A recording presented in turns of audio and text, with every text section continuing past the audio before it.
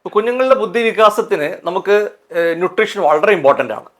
അപ്പോൾ തടയുന്നതിനേക്കാൾ നല്ലത് നമുക്ക് എന്തൊക്കെ കൂടുതൽ ഫുഡ് കുഞ്ഞ് കൊടുത്തു കഴിഞ്ഞാൽ, ഇപ്പം നമുക്ക് തീർച്ചയായിട്ടും എല്ലാവർക്കും അറിയാം, അമിതമായിട്ടുള്ള മധുരം കൊടുത്തു കഴിഞ്ഞാൽ കുഞ്ഞ് ഓവറായിട്ട് ആക്ട് ചെയ്യും. കാരണം അത് കത്തിക്കുന്നത് വരെ അവൻ ഓടിക്കൊണ്ടിരിക്കും. ആ ഒരു കലറിയാണ് എക്സ്ട്രാ ഉള്ളിൽ ചെല്ലുന്നത്. മധുരമാണ്, പഞ്ചസാരയാണ്, ജങ്ക് ഫുഡ്സ് ആണ്.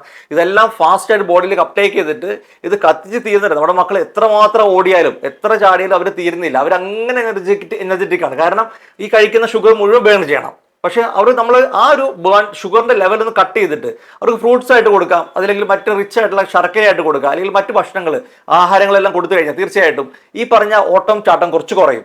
ഈ കുഞ്ഞുങ്ങളിൽ നമുക്ക് ഏറ്റവും ആവശ്യമുള്ള കാര്യങ്ങൾ, ഒരു ബ്രെയിൻ ഡെവലപ്മെന്റിന് നമുക്ക് DH വളരെ അത്യാവശ്യമാണ്. ഈ DH എവിടെ നിന്ന് കിട്ടണം? നമുക്ക് അധികം മീനിൽ നിന്ന് മറ്റു സാധനങ്ങളിൽ നിന്ന് കിട്ടും. അതിൽ സിങ്ക് എന്നുള്ള എലമെന്റ് വളരെ അത്യാവശ്യമാണ് കുഞ്ഞുങ്ങളിൽ. നമ്മളിപ്പോൾ ക്ലിനിക്കിൽ കാണാറുണ്ട്, പഠനം ഇത്തിരി പിന്നോട്ട് പോയ കുട്ടികൾ, അല്ലെങ്കിൽ ഡെവലപ്മെന്റ് ഇപ്പോൾ സംസാരിക്കാൻ ഇത്തിരി ഡിലേ വരുന്ന